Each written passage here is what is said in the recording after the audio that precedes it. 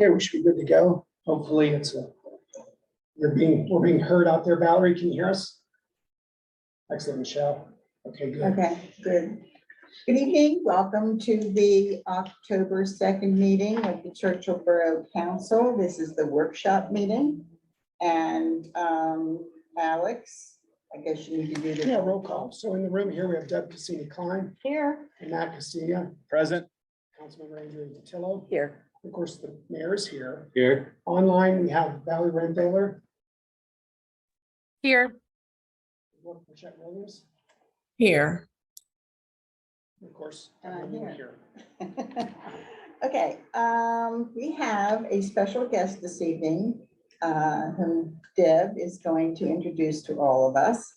So go Deb. Okay, this is Jessica, we call her Jess Fortino, and we're very excited because she is our climate action intern that's going to be helping us for the whole school year. She'll tell us a little bit more about herself, but she's a Penn State senior, and she's going to help us develop this climate action plan throughout the year. And Jess, tell us a little bit about yourself and what you're going to be doing for us and why it's important to have a climate action plan. Oh, it's always important to have a climate action plan. Okay, so I'm Jess, like Deb said, I'm a senior with Penn State. I am currently in this program and we're collaborating with Penn State and the Department of Environmental Protection of Pennsylvania. The first half of the year, the fall semester, is all about creating a greenhouse gas inventory for Churchill. And then the second part of the spring semester is creating a climate action plan for you guys and what you want to see in the next 5 years or so is what I understand, is what I've been told, that you guys want a 5-year plan, which is awesome. Yes. I'm 34. I reside in Polish Hill, so I'm super close to you guys. I was expecting to hit a lot more traffic and I didn't, and I'm thrilled. 76 is the worst. But yeah. Noise. Yeah, really. That was perfect timing. But yeah, is there anything else you guys want to know from me? Why is it important to have a climate action That's plan? right. We're a very small borough. We know, we don't have a lot of businesses, but yet, and our team, we feel that, it's important most importantly to educate our residents, because we're not going to change a tremendous amount of things here, but it's still important to have something on paper and in place. It won't be anything extremely elaborate, like a municipality that has 250 businesses and they need more, but we still need something. So tell us why you think it is important. I think that local action is the most important action you can take. You get into bigger areas and you have different features, different geographical features and different cities and different things that aren't going to affect other people. So working on a local scale is definitely the most important, and being able to respond and create some kind of resilience to oncoming climate change is incredibly important. And we all kind of live close to Pittsburgh, huge flooding issues. I'm sure there can be like sinkholes, landslides, things like that. Like, it's a big issue. In terms of making changes, starting small is the most important thing you can do. Any kind of action is the most important kind of action that you can take. We got into where we are because we kind of laid back and didn't do anything about it. So on any scale, action is the most important thing you can do. So I'm very excited. And what specifically is the degree you're getting? You're graduating in May, right? I am graduating in May. Yep. I'll get a bachelor's in energy and sustainability policy. Okay, that's great. Yeah. Terrific. And we're really to have, and you're basically gonna be working from home, gathering data. I know you're also working with Connect, which I am. Yep. we have, a lot of things we do with Connect, Mhm. and Eric, and that's good, because I know he has already started gathering data long before you were here. So I know Yes. the collaboration will help us Yeah. and help you. Yeah, and with Eric's data, it's a little bit older, but I'm able to use all of his data as a baseline and kind of build off of that. So I think Good. it's gonna be great.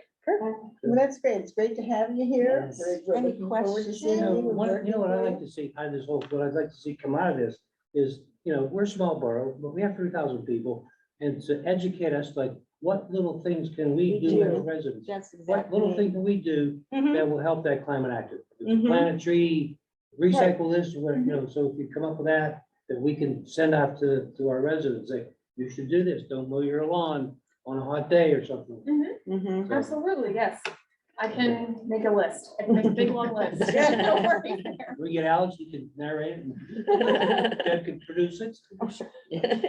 Well, and I think we've mentioned in past meetings that once you have a climate action plan in place, that helps you possibly garner some grants Mhm. when they see that you're serious about what you want to do, Mhm. when you're applying for grants. So I think that's another reason we were looking into having something on paper. Absolutely. And it's, again, it's not going to be anything elaborate. It's not going to be like a 50-page, we've got to do all this, but Right. enough where, it shows, we checked a few boxes Right. and, right? and Clear, I think- concise to the point. I like it. Yep.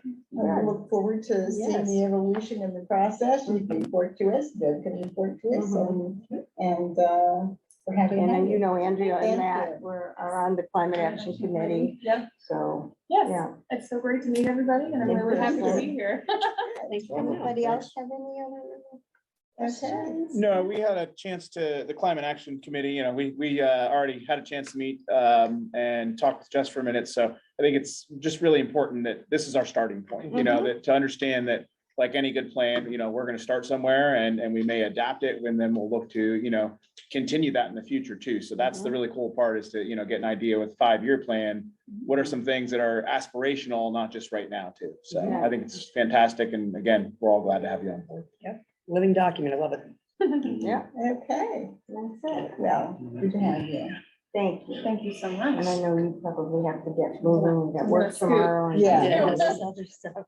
Thank you, so nice to come. No. I will actually come back and visit. I know you guys made space for me and I know I would like to meet with all of you at Sure. another point. But yes, it was so great. Thank you for having me. Sure, Really thank you. appreciate it. If you come on Friday mornings, occasionally people stop by with donuts, just saying. What kind of donuts? Any donuts are good.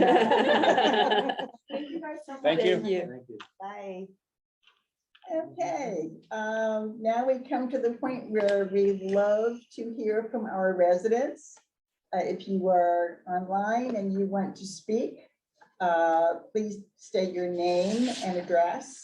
And you have to be a resident or taxpayer of the borough, and you have up to 3 minutes to speak with us. So I've gone ahead and promoted Kathy and Ken. Thank you. Kathy, you were first. So if you want to go ahead and unmute, turn on your camera if you'd like, and address the council. Welcome.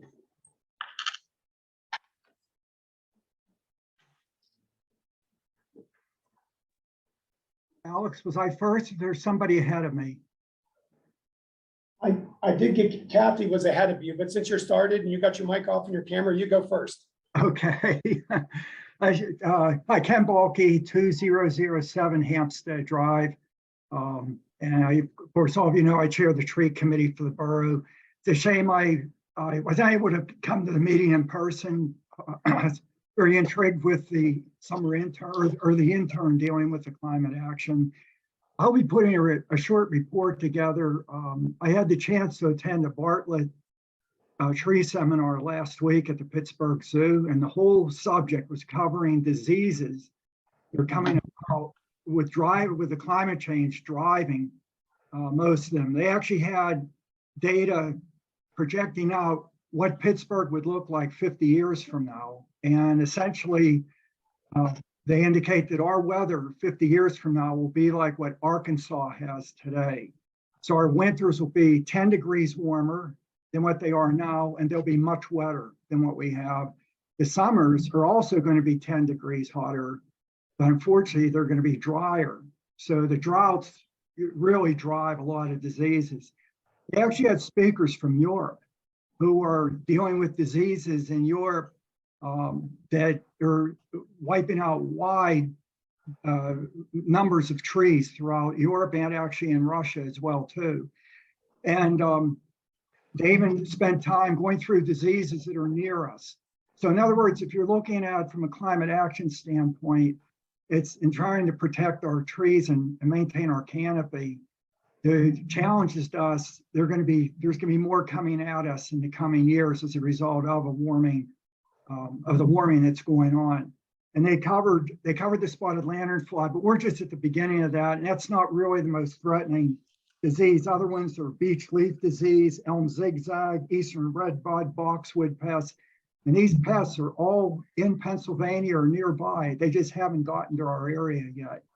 So as the climate action team works going forward, there are things we're going to have to do locally in order to protect ourselves as things change.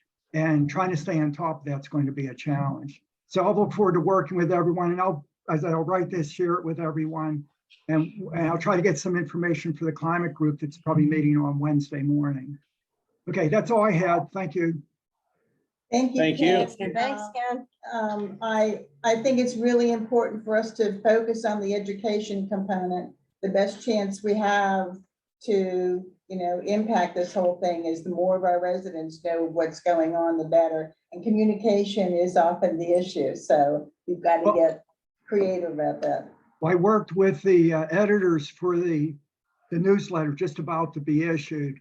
And I worked with them over the last week or so to really make sure we have the best information on the spotted lanternfly relative to the trees itself. And I think that incorporating information like that as topics emerge is going to be quite important.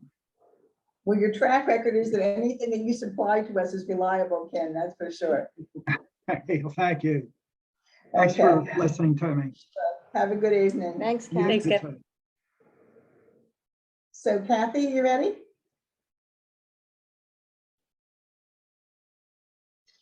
Can't hear you yet, Kathy. Ryan. There Okay, you okay, great. My name's Kathy Bordner and I live at 1926 Hampstead Drive. And I just wanted to thank you all for the change that you made at Lewin Lane and Beulah Road. I'm really, I know that this is, it appears to be temporary, but I think it's a really good way to assess whether or not that turn lane is the driver of many of the problems. Of course, we know that what's really causing the problems is people driving badly, but we can't control that. So I was really glad to see that, and I appreciate you guys making that change. Also, it's very interesting to hear the young lady who's going to be the intern. That's a great thing that we're going to have her here working on our climate change plan. And I think it's a great time for that because you're working on revising the code, and perhaps she can offer some insight on things to incorporate in those changes that would, work with this plan that she's going to help us develop. I also hope that she will seek input from residents and give us the opportunity to be part of this process. Finally, another reason it's a great time for this is because we did dodge the bullet with with Amazon. That would have been a climate disaster in this borough, and they're not, currently pursuing building on that site. So this is a good time for us to be developing this plan so that future developers for that site will have something more concrete to use to guide them with their plans for development. And that's about all that I had to say. Thank you very much. Thank you, Kathy. Thank you, Kathy. Okay, anybody else, Alex? Anywhere else? No one has their hand raised. There is one call user. I'll send a note to them to permit them to talk in case they'd like to address Okay. council. One quick thing to Kathy. I was talking to our chief today about Lewin Lane and Beulah. I mean, the job still isn't completely done. We still need, that turning lane that we're eliminating is still very wide. I mean, I think people are getting it because that caution sign really helps a lot. But we still, I don't think the cones are going to be there forever and people do not come down. But we still need stripe lines or something that they absolutely know.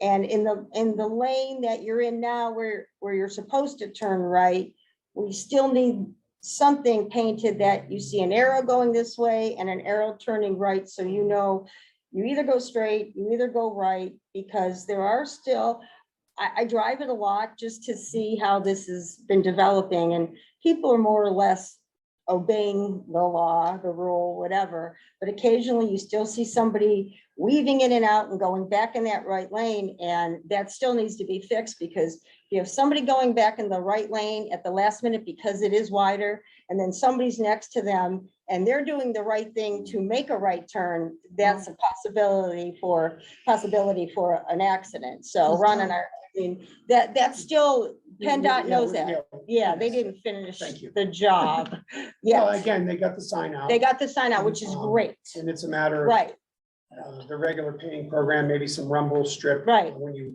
do the asphalt, you can notch that. Mhm. There's a number of things, as you mentioned, also the on pavement markings Mhm. you're going forward. But a lot of education, newsletter, videos, we Sure. got some things to do, we gotta the do. more Because we I think can, most of us drive in our neighborhoods an automatic pilot. And unless the road disappear, probably don't even notice the signs or anything Mhm. else that's going on around them. It's just so common to make whatever turning movements they become habituated to. So, Yeah. but that flashing That helps. does help. That does help.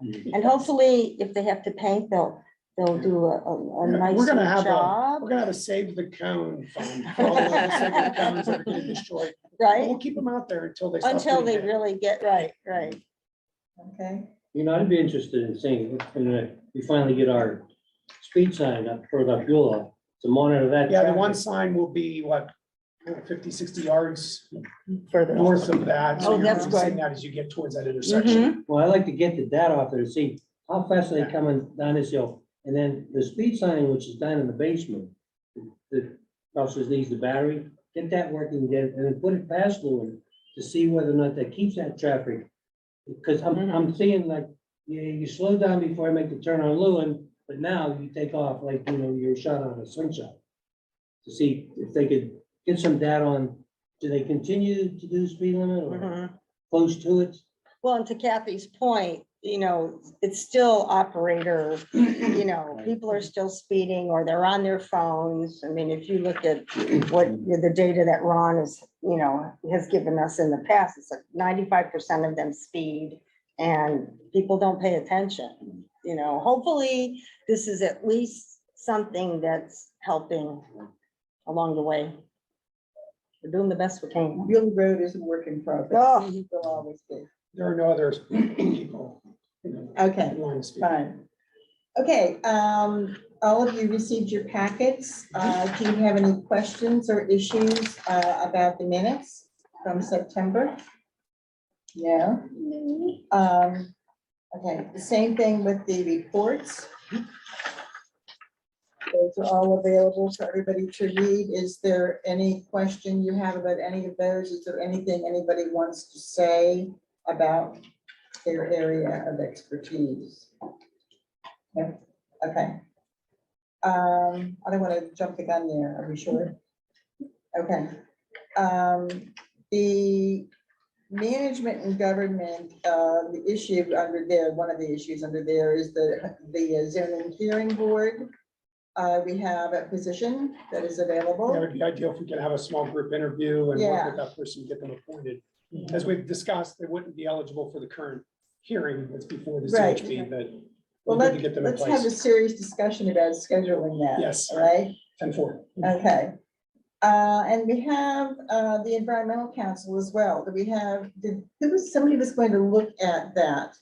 We've been trying to work with people like former members Yeah, to determine if there was a bylaw or Yeah. originating document. We've been able to find Yeah. one.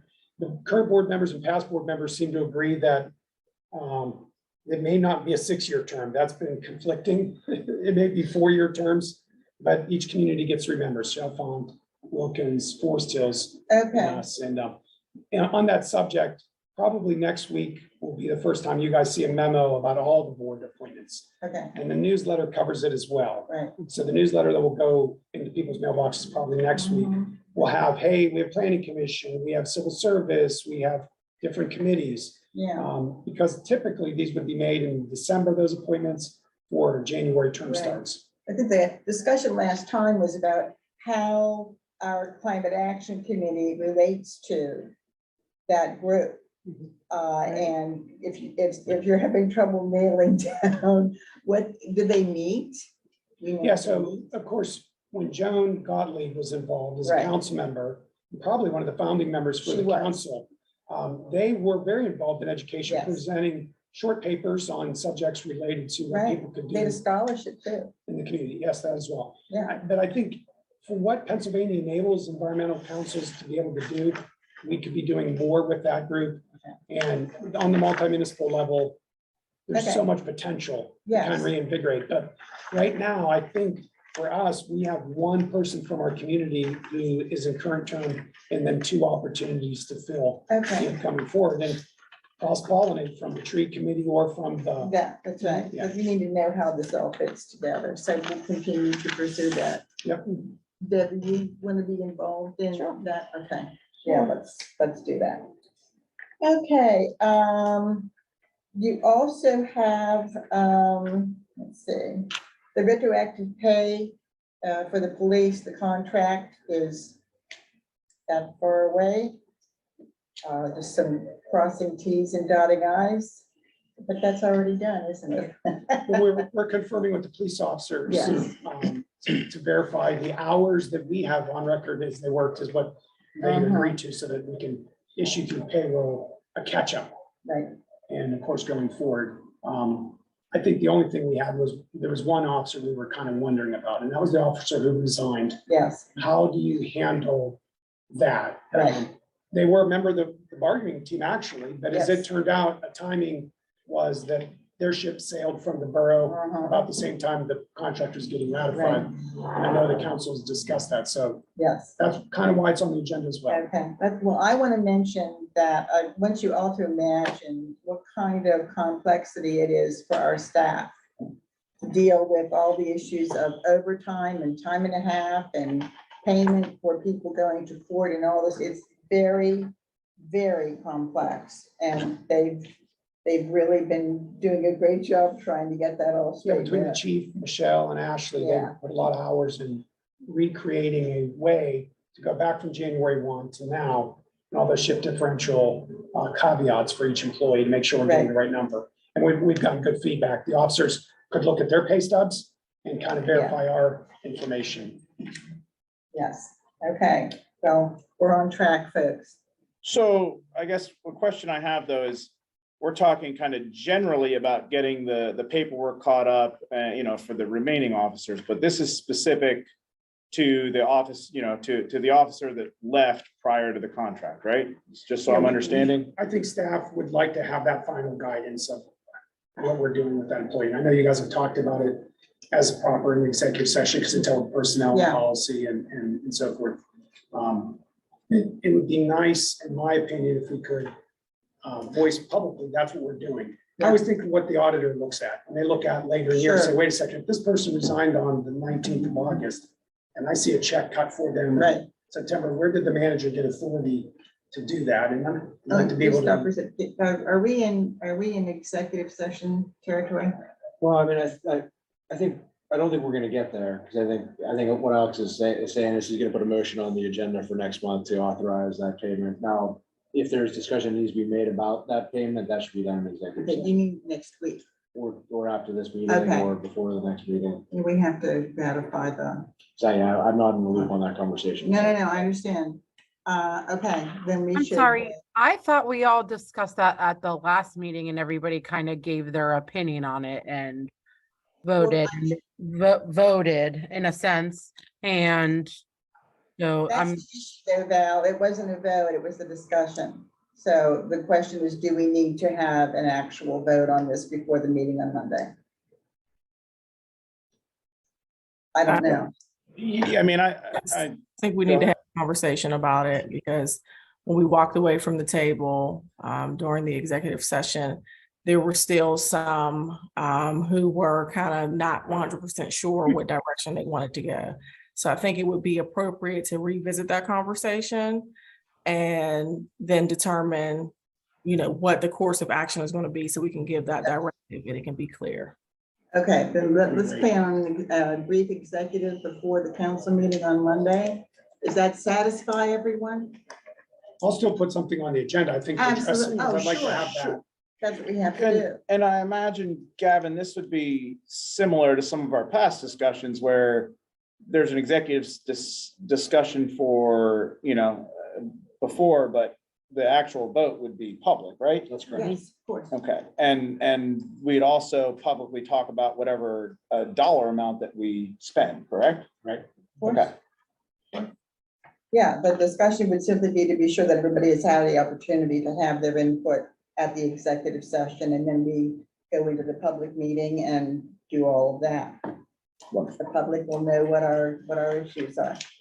I would Okay. also think during that executive session that we would explore a little bit more the legal ramifications if we decide, one way versus the other. I know we kind of talked about it, but I want to be clear that we all are on the same page as far as what our legal standing is, depending on what our decision is. Yeah, I think we got a decision in a sense from our labor lawyer about what our legal parameters were. Did everybody receive that letter? No, about back pay? No. I don't- no, okay. Letters. Well, I mean, Gretchen was. Okay. And, right. I remember Right. she said something, but I didn't receive anything to actual, to No, read. no, I'm mistaken, Brooke, I'm mistaken. So, okay, I 'Cause, hear you. yeah, I was gonna say, I thought I recalled that two separate firms, that we've hired, both solicitors recommended, What's, not. why don't we hold off on that? That's That's executive exactly the sort of session. discussion that we want to have in executive session. Exactly So right. why don't we set something up for maybe 6:30 next week? 6:30 Monday, All right. and we'll see if we can get some things to you in the interim. Or if you have if you want to send in any particular questions that you have or issues that you have, it would be Yeah. helpful to have. Let Alex know and Alex get them to the right, That's right. the right people. We'll try to have answers for everybody before the next meeting. Okay. All right, next, we're going to be having a motion to permit Alex to sign a professional services agreement with Hoffman's Boarding Kennels. Does everybody know what Hoffman's Boarding Kennels is for? Yeah. Hoffman's Boarding Kennels deals with anything having to do with animals. Animals that are a problem, animals that are no longer living, animals that are in the process of no longer living. We do take care of the former of the group. Hoffman's is involved as required by Pennsylvania law that all local governments have an animal dog law control officer. Right, And most lack, unless you're larger like Pittsburgh and Monroeville, any sort of capacity to have a full-time in-house person. In Hoffman's, we've had this discussion a couple times, as far as I can tell, still pretty much the active game in town that fills the state requirements in kennel and in trained officers who do that work. yeah, So I know Gavin has provided to this borough in the past, what would be an addendum or in Yeah. addition to the agreement they offer as standard that. Right, yeah, we always, and they've never given us a hard time about signing it. It's, for every 2 years, we attach an addendum to their form contract. It just covers things like insurance, Right. indemnification, protecting the borough, it's through 2 or 3 paragraphs, nothing major, and it's never been a problem. so. And their work is, there's a little bit of a retainer side to their work, but in general, it's based on volume of demand. In other words, our police or residents are generating concerns about certain animals, then they're on call for us to deal with that, where our officers are not going to be doing that. right. And aside from that monthly fee, I think most of those costs are borne by residents who are involved with that situation. Well, that's a great question. I'm not sure I could right now give you the direct answer of how that maybe comes back to us. Whether that's, for example, if there's a dog that acted out that had to have a magistrate judgment, maybe something like that. My recollection is that we had maybe insisted on some language at some point. We'll double check it. but- Yeah, I'd like to hear that. The contract calls out, like, if my dog gets out and, somebody finds it and calls them, then I have to pay Yeah. those fees, Yeah, like, where I'm does that go? responsible. What's that? I'm not sure I saw a check with your name on it. Not that you've been. No, but I'm saying that, it goes directly to them. They bill me directly Okay, for but that, then- when I pick my dog up at the kennel. I'd like to see how that accounting works. That's all. I mean, that's what the contract says. I'm not saying anyone would double dip. It'd be nice to know how that works. Then we also have council members who rescue stray dogs occasionally. Yeah, we find them running around That's exactly right. and yeah, the concern is with other residents with Hoffman's is that they have it's a kill shelter Yes. and 2 days. it's 2 days. So if you're on vacation and your dog gets out and you're not notified, That's what I didn't like that's the only about thing I it. don't like. So they will euthanize the dog in 2 days. Humanely destroy in Yeah. 2 days is. Okay, That- well. That kind of. That kind of got makes me, me. yeah, that's Yeah. just in There's- case you're on there's a lot of- vacation, a you lot know? of technicalities about Yeah. that. We should probably discuss, Can- not for this Yeah. contract, we should probably discuss that. And in the years I've been doing this, the opportunity for someone else to enter the arena and solicit local governments to sign with them is out there. Yeah. Nobody seems to be willing to Right. do all that they need to do to get into that position. Right. So that if I, let's say, did a request for proposals today, I mean, obviously I could send one to the road, I probably could send one down to the city. And then just generically circulate, I'm not sure who would answer that. And that might be a choice the council wants to make and say, you know what? Do we need to sign this in October? How about we do an RFP, see if people Yeah. are interested in proposing on that business? Obviously, they'll have to meet all the same things that Hopkins meets as far as the law I don't goes. imagine there are other similar services that have a different policy. There's a lot of talk about it. Yeah. I'm not sure how they all do what they do. Well, I mean, I'll just end it with this. I think that, what we need to do is to inform our residents about what this is. If you let your dog out and you don't look for your dog right away, this is how this works. Yeah, as a person who goes on a lot of local government websites, you'll be amazed about some of them, the length they go to try to help residents from everything from cleaning up after your animal to what your responsibility as an owner of an animal is. Mhm. And, a lot of people aren't even in compliance with the generic licensing rules of the Commonwealth, and that begins Our with police- that. I mean, so, it's hard for Hoffman to do a job Sure, when they're getting an unlicensed animal absolutely. and Yeah, I agree. It's the very dog doesn't difficult. know It's whether they're very licensed or difficult. not. It's So very- it's up to the homeowner to be like, or Right. the property owner, or dog owner, I guess the right word, to be like labeling the dog Right. properly and obviously then minding the animal. We should do a piece like a piece Yeah. about that. 5 days for Maybe in licensed the spring. dogs, 2 days for unlicensed dogs. Yeah, If they okay. slip a collar, that's a problem. I think No, I'd I'm like not to saying it's know, for- Yeah. I'm just trying to say. I think I'd like to know though, if we ask the city of Pittsburgh or Monroe, if there's a bigger municipality that has their own in-house and they're doing this in-house, do they have the same type of policy? Yeah. You My know, understanding is that Monroe does no kill, but I can't verify that. That's, they have It is. staffing possibilities that we don't have. Of course, of course. And significant But they- fundraising, they because once you start may- kenneling the animals, That's money. you're gonna have to be active in placing the Exactly. animals Yeah. and feeding the animals. You So their have to have staff fundraising to is do these things. also significant, where Hopkins is just trying to cover costs, isn't looking to have a. full No, I understand, but I mean, I'd be interested in knowing if that was, if that'd be a service that they would provide. As a pet owner, I'd, be willing to help fundraise for a no-kill shelter or dog catcher over another too, me option. too. I'm not saying that the person we're talking about is bad. I understand they're doing a job and. there's- Likely then on Monday's meeting, you'll see that we're moving in that direction and we'll see what comes of that. There we go. Perfect, thank you. Okay. Let's see. Oh, we have a request for proposal for consultants to assist Churchill Borough in completing an active transportation plan. It's been circulated and proposals are due on Wednesday, October 11th, so we know. Yeah, so just About that. quickly, the county's provided funding and an entity called Walks Work has provided funding. They're under the Pennsylvania Downtown Association. Some of you may have been able to participate in last Thursday's workshop that was mandatory for all grant recipients. It was a solid 3 hours. It was very well done. Yes, it It was one was. of those ones that you thought, well, I could see another 3 hours at this because they were showing so many examples of bad intersections, good intersections, and kind of everything in between. Yeah, it was very helpful. So what we look to do is, as you can see the schedule, it's very ambitious because we want to be able to award in November, get the planning effort started in December, obviously get the point where drafts are happening in May or maybe April, adopt in June, close it out in June, July, be done. Because that's the way Walk Works funding is. The county active Allegheny funding, which is $30,000, Walk Works is almost 20,000, just a little bit under. Has a longer time horizon, but we go with the early one. They want that closed out by this time next year. I think Right. September 1 is when they want it done. So it's ambitious, but I think it's doable. But the thing we talked about, Liam Lane and Beulah, and so many other intersections will be looked at from a pedestrian safety mobility standpoint. And I think one of the things we want to say, whether it's climate action, or whatever, they who get funding or they who complete plans. Right. And without the plan, it's kind of hard to apply for more. Right.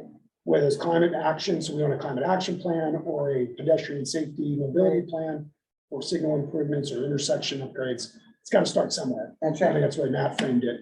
That's what we're looking to do. So it's pretty ambitious, and I think Mhm. December, there'll be more information. I think the winter newsletter will have a lot about it. We'll have some workshops in the spring.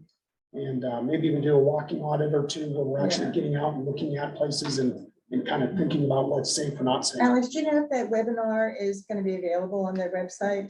Yes, it is. And I'll share when I get the right Yeah. links with everybody, because it is very, very valuable. There are smaller ones that are also valuable. You may not have the 3 hours. Yeah. It isn't required that everybody do the long one, but the short ones are available. But Google active transportation, Google walkability score. In fact, people at home now could do that. Walkability score index, you can put your address in, it'll tell you Yeah. how walkable neighborhood yours happens to be or not walkable based on national standards.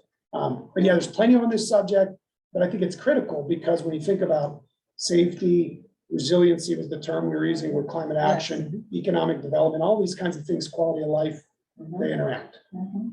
Well, it'd be great if people have the time to look at the slides in particular, because It you was have to very see. interesting, You I have to see thought. the examples in other communities of what they've done and how they've done it and why and so on. So, okay, we'll look for more information there. So, Finance Committee, Val, do you have anything you want to say before we start through the budget?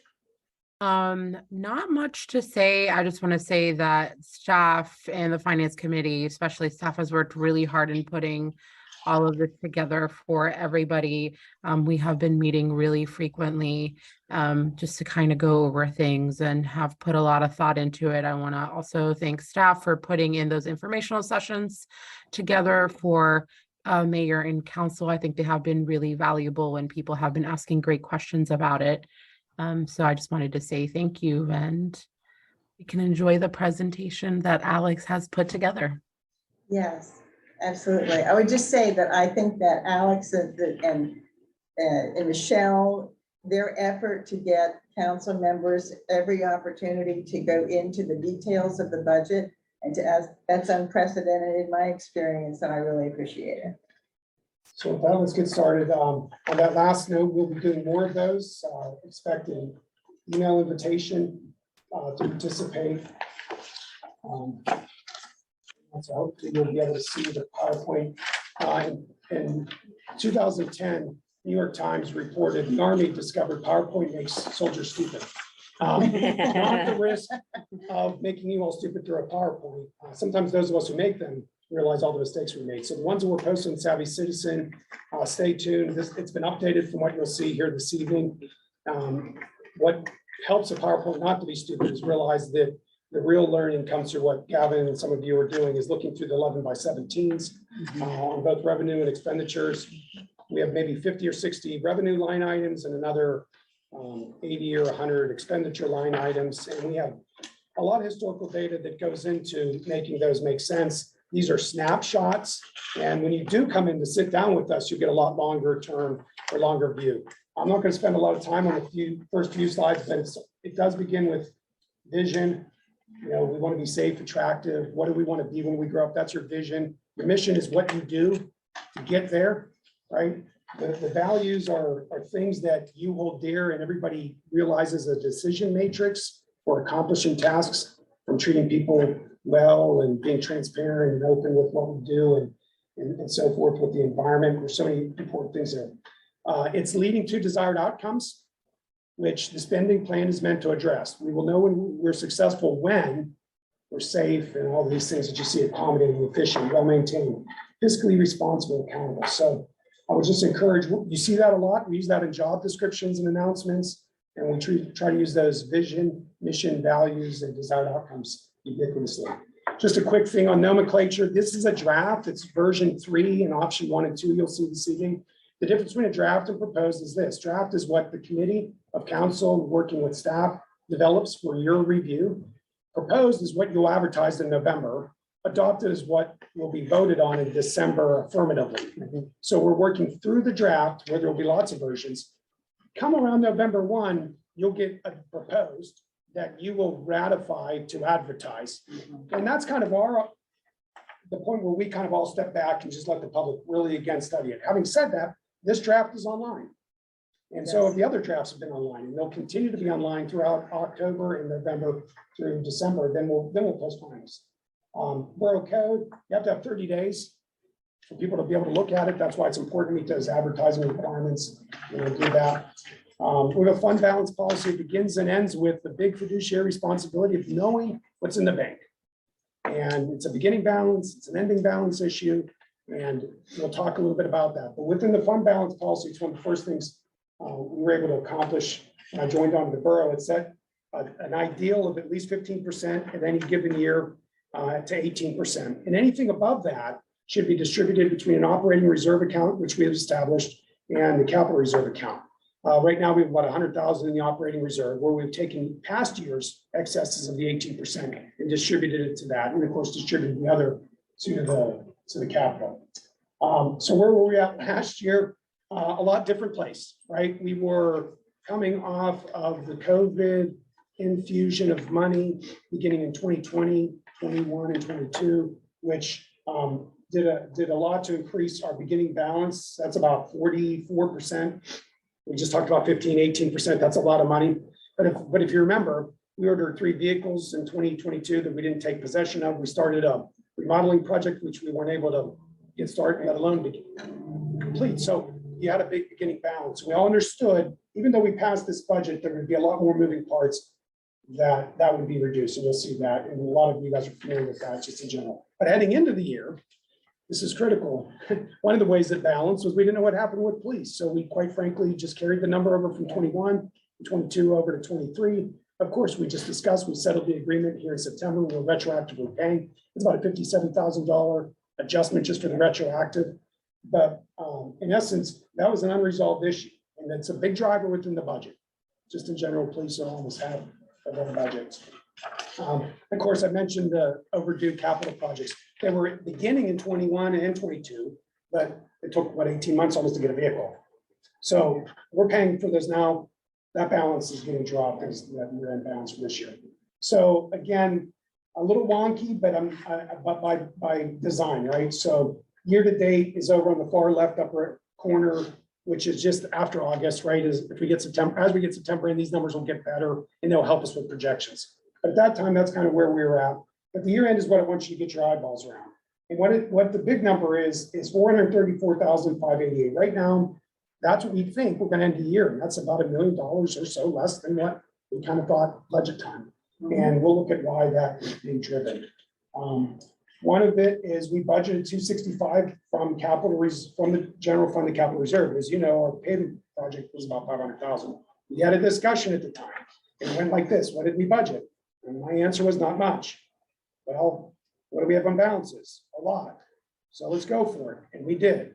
And we approved about a $450,000 paving program, which is good because we got a lot done. But that's one of the reasons why at the end of the year, we'll be transferring about 1.1 out of the general fund to the capital. It's covering some that are reimbursable, like the LSA. We're going to get some reimbursement. We have to front the money to get the signs, but they're going to front this year. The reimburse won't come till next year. Right. CDBG, we got a small $60,000 grant to help with about $250,000 worth of remodeling of this building. But that's reimbursable as well. So it's not, so we have to front the money and then wait for that to kind of come to us. And so some of those things are, we're getting it now done, lowering our balance, but we anticipate modicum or small amounts of revenue to come in next year to make up for that. We got a lot of impacts. I can't say enough about Ashley Brown. She was hired outside of budget. I would never ever want to do that in the future, but we couldn't help it. We had before us an unbelievable person who could immediately add impact and service to our residents that I think we all agreed was worth it. But we did that post budget. So right off the bat, we're in February adjusting the budget in a sense, because we authorized the hiring of a new person, 88 bathrooms, female locker rooms, paving program, lighting here and over there, charging stations. We're having on Thursday, we have Duquesne Light who's doing a pre-construction meeting. for the installation, their phase of doing the electrical upgrades from there over to there. And then we're in the process of ordering and getting the charging stations themselves. 2 new police vehicles, no, one is disabled, had a bad accident, and thankfully the officer was fine. How And then a long new was it on the street before it had the accident? One day? Month? A month. I think it came into service on August 1 and was out of service September 1. So like 4,000. So nobody wants to drive the new one when it's finally done as well. They're hoping it's like a Philly Klein It's sedan. not gonna be number 10. No, we're not using that No, number we're not because that using that number's been totaled twice within a year. Yes, stay away from that number. So improved communications, IT improvements. So what we've done for the budget, this is the 3rd version you've had in August and September, version 1, I'm sorry, draft 1, draft 2. This is the 3rd draft, but it comes with 2 options.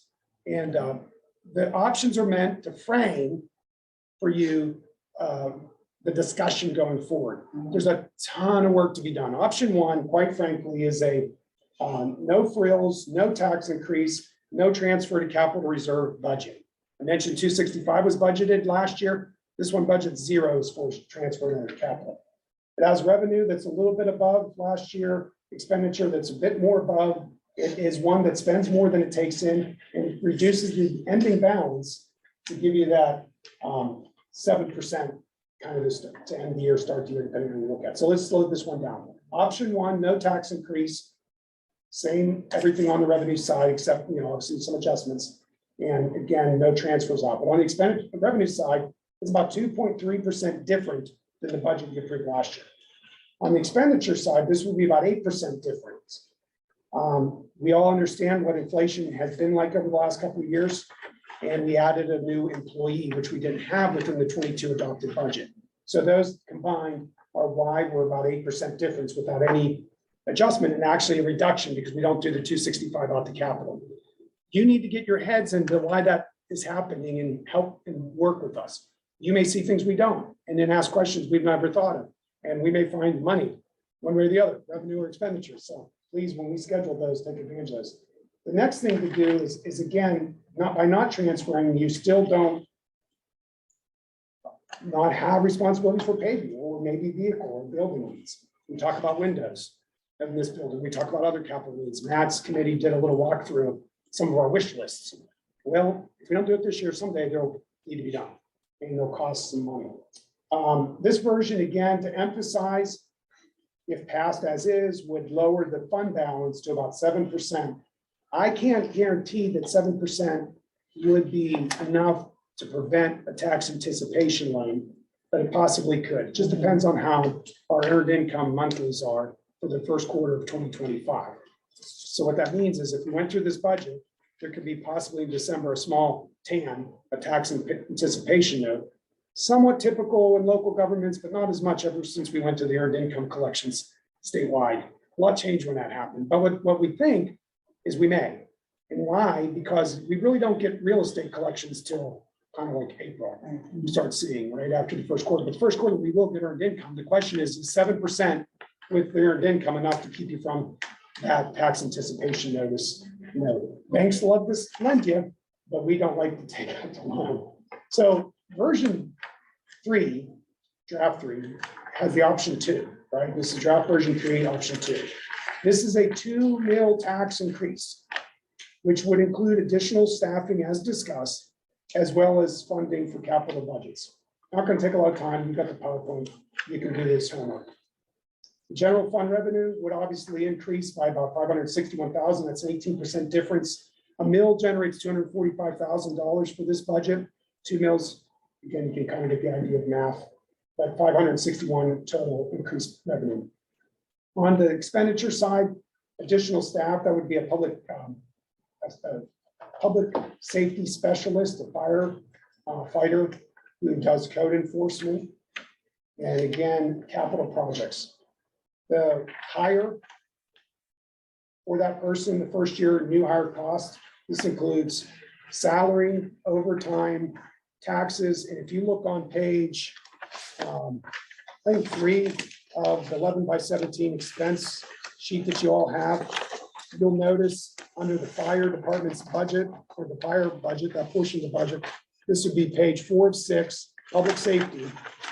The public safety specialist overtime, salary, payroll tax, social security, Medicare, benefits, assuming they will come on with a family plan of healthcare, public safety, pension contributions, disability, life, uniforms, workers' comp, dues memberships, vehicle expenses, training, and so forth, IT, liability, and so forth. That adds up to about $155,000. So if you notice, option one, that one column is blank on page 4 of 6, and then all the numbers are in on page 4 of 6, column 2. So this also contemplates a modest transfer to capital. I mentioned 265 was the transfer to capital in 2022. This one is 142,000. What it does is give you a beginning balance of 2025 of about $500,000, which is about 13% of your budget. Again, no need for a TAM there, but it's certainly below the 15% where we'd like to be. Back to that notice. Alternative revenue, one of our favorite subjects, right? We have in the local government academy report information about something we've discussed, which is a stormwater management fee. All properties that are taxable pay real estate taxes, but there are a lot of properties in our borough that are not, including churches, school districts, and cemeteries, but they generate stormwater fee, which our pipes collect.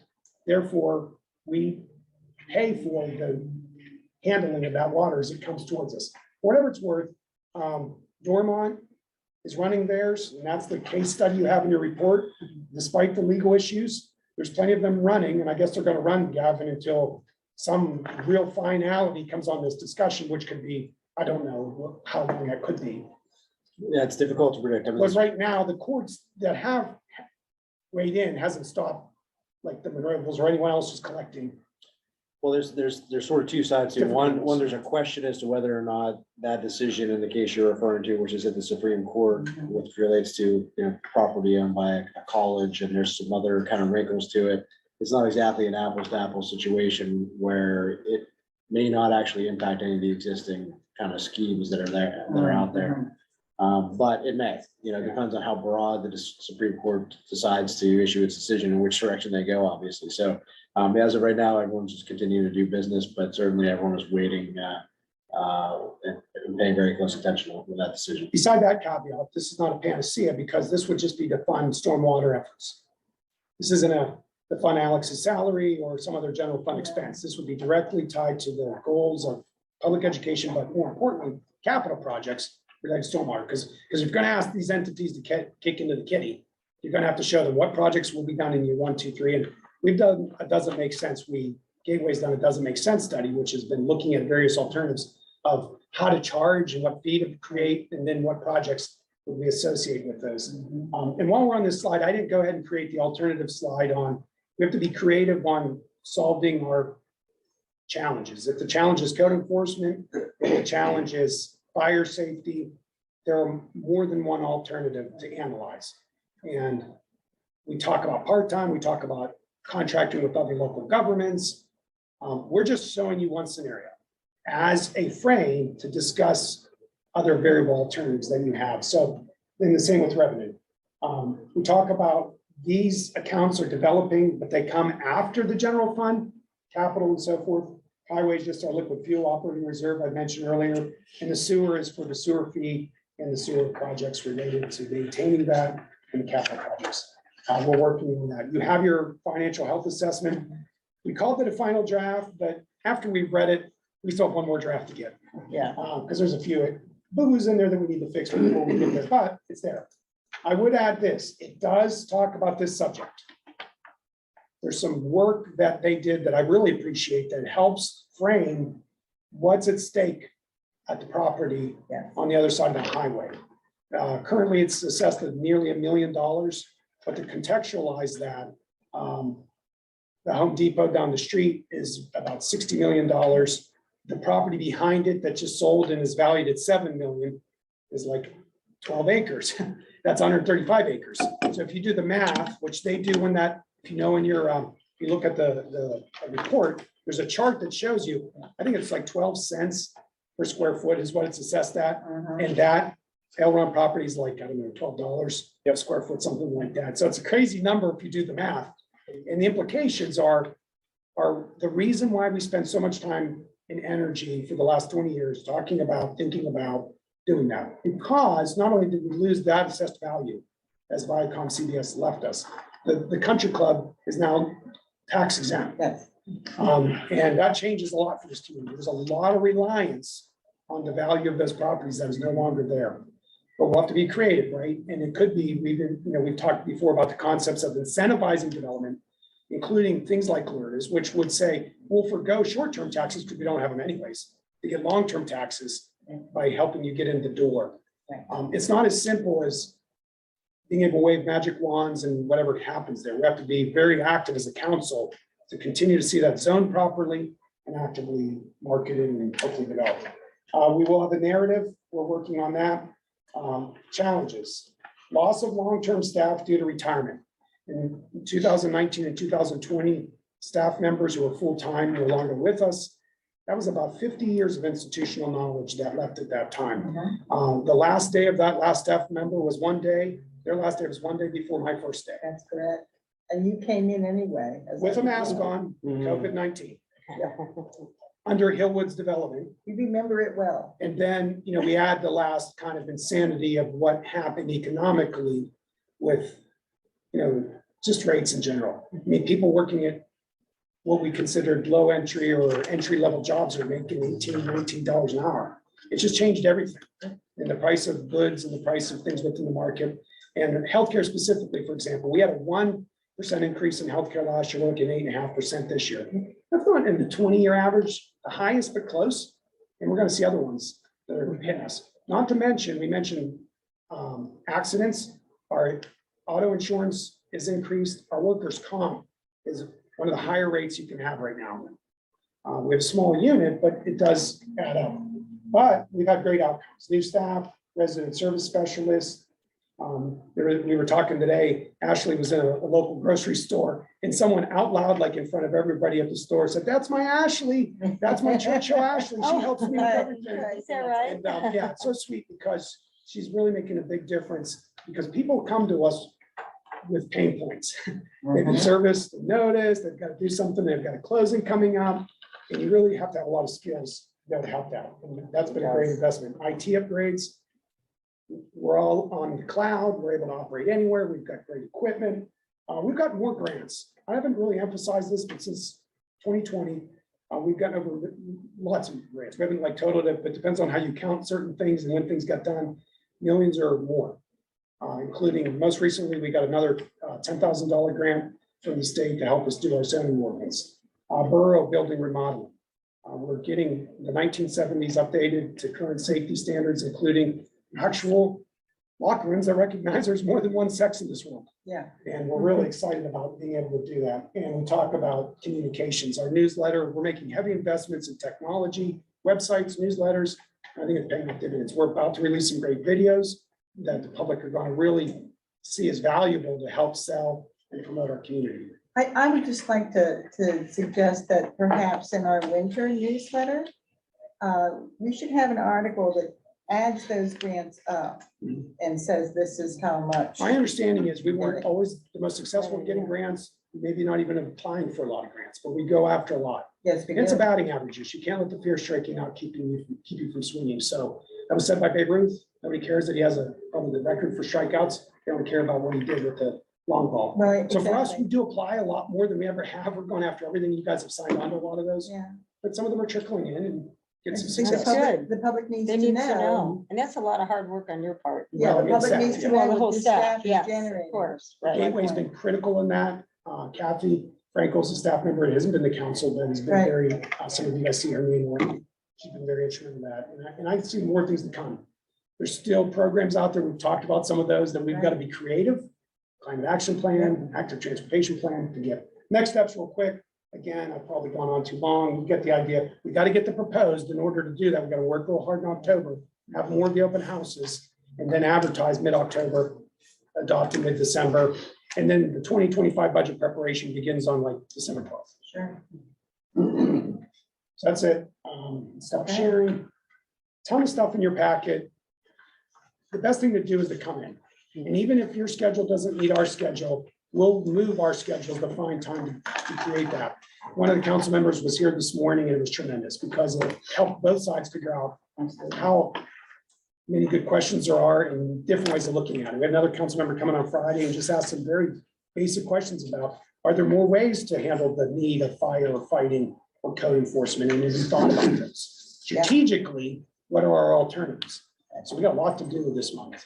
I don't want the public to get frightened that this is what you guys are going to do, a 2 million increase, but you need a frame to at least know what you're going to do in December. Well, and I think one of the things that concerns me is that as we go through this conversation, there are lessons learned from prior years that are outside the experience of people who are currently on our council. And look at the staff turnover. Yeah, how much opportunity did you have to ask questions and so on? So I think it's important to keep that in mind. The institutional memory here is in some respects pretty limited. And here's the great thing, you have a committee structure and all your committees are pretty much scheduled to meet here in October. Use that time to talk budget. Forget about your other agenda items. Just look at your budget and think, what are we doing as a part of that? Because infrastructure, climate action, communications, finance, obviously, government and management, all of them have a part to this puzzle of budget. And this is the meeting, you want to really focus on that because one committee's recommending this, another committee's recommending that, and how are we going to blend those to get to a December adopted budget? Right, still remains. Yeah. A lot of work ahead. That'll happen. Okay, well, we have other committees. Does anybody have anything they want to say about their committees now? Or are we just looking at reports that are in the binder? I have some things to say. There is a report in the binder for communications. I wanted to talk about Halloween. Oh, Halloween. Yeah. That is coming up very soon. In the binder, we have October 31st, 6 to 8 p.m. will be trick-or-treating for Churchill residents. Great. If you have Halloween decorations, if you have your home decorated Halloween, please send your pictures to office@churchillborough.com. We would love to share those on our social media. And yeah, please send those to us. And if you don't have that email address or you have somebody's email address, just send it to one of us or the mayor and we'll forward it to its appropriate person. But the email is office@churchillborough.com.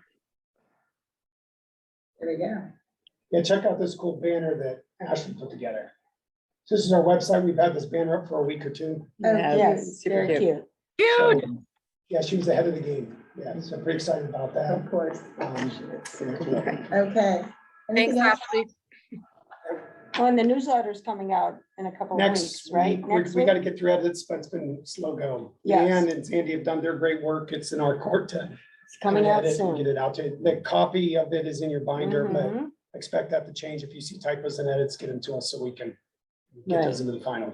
Right. And 3 videos showcasing our lovely. Yeah, expect us to have a borough. citizen soon to Will- announce. That will be probably in the next. These are week or high two. quality The professional videos are Yes. unbelievable. videos. Are about 2 Unbelievable. minutes, 3 minutes. Oh, one and a no, half. 2, about 2. About 2 minutes. Each, Yeah. three different videos.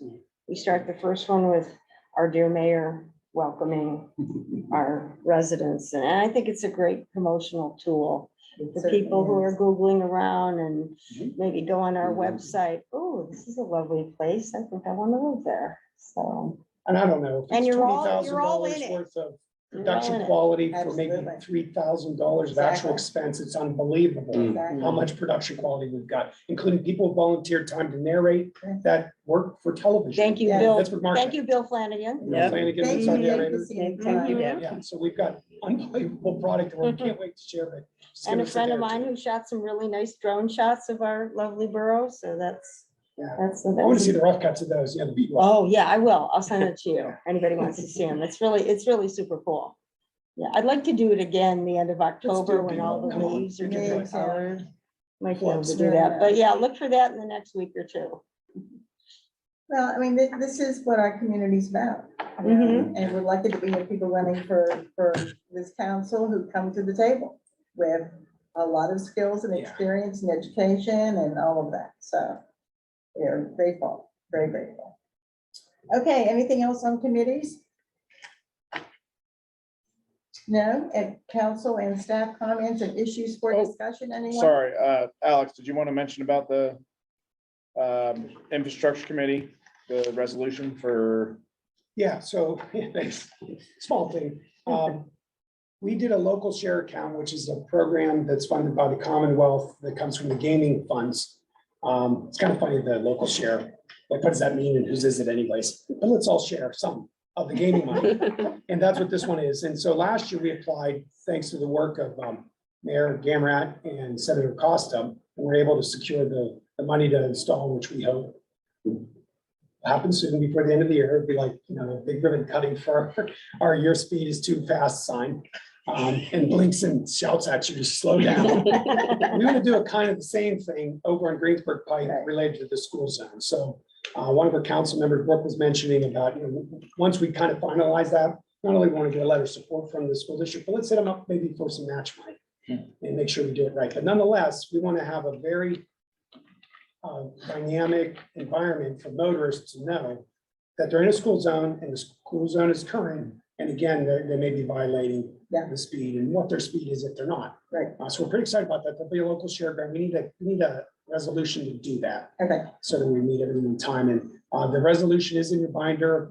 Probably by maybe Monday, we'll have for the binder a little bit of the sketch of where we're looking cost wise and building that application for you all to see.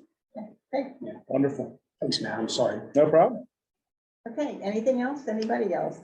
So I just wanted to add really quickly, just an update with the Woodland Hills School Board. On September 22nd, they held a special meeting to pass a resolution to obtain a bond not to exceed $20 million. They're planning to do some capital improvement projects in the district, one being to add HVAC systems to the elementary schools. Edgewood Elementary doesn't have any kind of ductwork, so there's going to be extensive upgrades happening in the elementary schools. They're also going to be upgrading the play field, so the baseball, softball fields, along with the tennis courts as well. The bond that they're taking out is not to, it's supposed to not influence any kind of increase on their millage. I know they recently did a 0.5 millage reduction. And so they're saying they're able to pay the bond without that impacting any kind of millage increase requests. So I just wanted to provide the community an update with that. If you want more information, you can always go to the district website, look at the agenda, look at the attachments. You can also go to YouTube. Woodland Hills has a YouTube channel to watch their district meetings. The next meeting is coming up October 11th. That will be the agenda setting meeting. And then the legislative meeting will be October 18th at 7 p.m. at the administrative building. Well, thank you, Brooke. I appreciate that. I know that that was a somewhat contentious conversation about whether or not they were going to do the bond. And I'm glad they were able to arrive at a decision. It's for all of you. It is useful to go to YouTube and watch those meetings. It gives you a lot of insight to what kinds of challenges they're dealing with. So, okay, thanks, Brooke. Anything else? Any? Actually, shout out to Woodland Hills High School. They just announced their musical for the spring, and it's going to be Wonderland. And the cool thing about this is they're the only high school in America that got permission to do this Really? musical. Wow. And I'm not sure what the stipulations where did are that or come whatever, from, but right? yes, Yeah. because apparently many high schools in the past have tried, but and I think it speaks to what a wonderful drama program they have. And of course, Thomas Crone, who Tom Crone. runs it, he's fabulous, Yeah. but nice shout out to them. That's great. Yeah, it's really terrific. That's good. Okay. Oh, I do have one more thing. Yeah. We all know what a spotted lanternfly is. Well, guess what? Now they're laying all their eggs. Between now and December, Yes. each fly is laying anywhere from 30 to 50. And if you see like a putty looking, they're on trees, they're on sidewalks. It's kind of like a grayish white, they're saying. What you're supposed to do is, and you can go online to get more specifics, but scrape Scrape it, it put all. it in a bag, get rid of it, because they are going to be hatching in the spring and it could be even worse than ever. So just, if you can, be aware, because it's a problem. And every opportunity you get, Mhm. send them to heaven. Yes, that's where they Send them to belong. heaven. Right, right.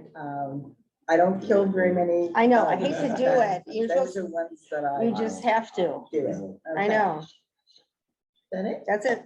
I had one other comment. Go ahead, Yeah, Paul. just one other thing, maybe Alex could help me out with this. I had sent out a note to everyone, sharing with the residents that had some problems with the occupancy. Yes. So I sent it out. I'm not sure if it was clear, but maybe Alex can shed it, kind of make it a Yeah, little clearer. we had a situation in Churchill. If you're contemplating selling your home, you want to go to our website, and there are some things we try to anticipate, maybe challenges for you. Most know that we've recently adopted the lateral inspection, which you need a safe working lateral for your sanitary sewer to connect to our public line. But for years, we've had an occupancy inspection, which requires at the point of sale, when there is a buyer, so that would be near the closing time, a final occupancy inspection will occur. If it fails, the home cannot be occupied. At times, we will grant, and we just change our ordinance, the ability, we made it clear in our ordinance, what we call a temporary to close. Somehow, the term temporary gets stuck to occupancy, so people think, oh, it's a temporary to occupy till we get final occupancy. It's not that, even though the form says Yeah. you're not to occupy the home until they've met the safety requirements, the minimal safety requirements is specified.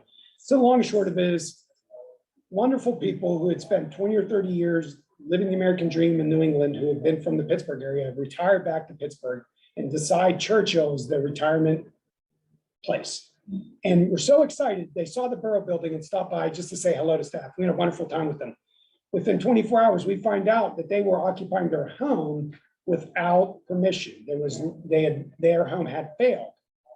And though as buyers they had signed, no realtor made it very clear what was going on, because I don't know the way the world works, but these are people who should help homeowners. These poor homeowners move in. Of course, we come in with our lovely kindness and say, you can't be doing this. Yeah. And here's a sign that says, this is not to be occupied. And it's not the best way to introduce people to your community. But anyways, they were pretty upset. And they got a note from the magistrate, that sounded pretty serious. You got to come in and so forth. But we were able to meet with them. They did meet all the things well. They did pass. Everything's great. And they were super understanding and very thankful that we were able to take care of it. But also it was a shocking, disturbing thing for the public. And the mayor Glenn brought up is, if you're looking at selling your home, go online, look at the common questions that you might have. Think about the occupancy inspection. Now, you can't do it in advance. You can't, like a year from now, say, I'm going to sell my home and I want to get the occupancy inspection out. Now, you can have another inspector look and see if you're good, but the occupancy that we issue only can happen when there's a buyer imminently going to dwell the home.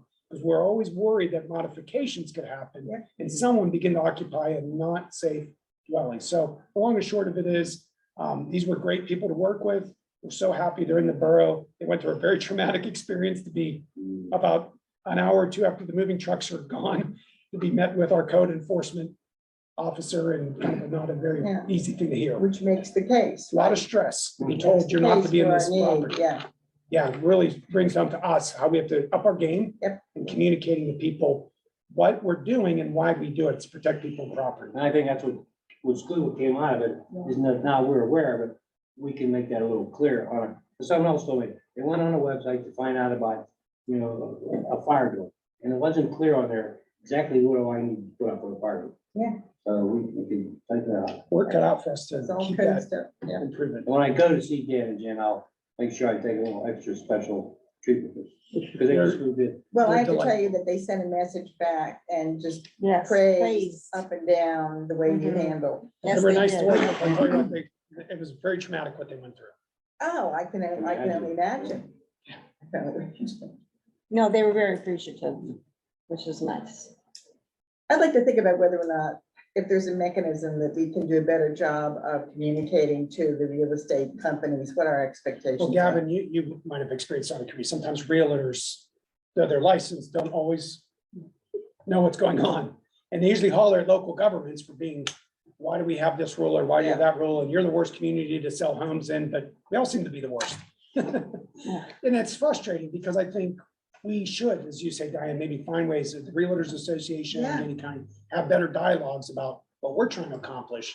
We're not trying to stop sales, but we do have things we have on our end that they need to be aware of. It may be different from community to community, but the range of possibilities isn't limitless. It's just, do you have the occupancy before or when, and the timing of it Yeah. related to closing? And that's where I think the issue, some communities do permit occupancy inspections to occur without a buyer in place. We want a buyer signature to know that the property is compliant.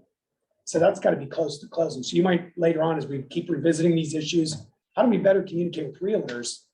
And we all know, aside from health issues from of your own and your family, the buying and selling property or real estate is one of the most stressful, Yeah. like that scramble, getting to the closing day, getting everything lined up. So, I'm sympathetic to a point for realtors too, because they're the ones really trying to scramble, get all those I's dotted and T's crossed when you put what they perceive as a hurdle Yes. on top of everything else. I think it's understandable that folks will be frustrated, but I think you're right. It's about getting the word out, the education and that person that's going on.